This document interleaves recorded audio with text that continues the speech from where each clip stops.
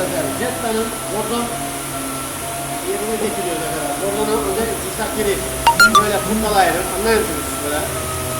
Böyle ha böyle. Ha böyle. Şöyle. Derken bakmışım ki akşam olmuş erken. Erken inanmayın. Yani bir bakmışım. Böyle. Anlıyor musunuz? Böyle karşımda var.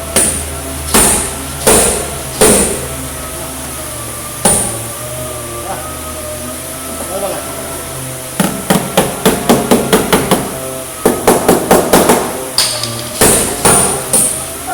Gel buraya. Çok güzel.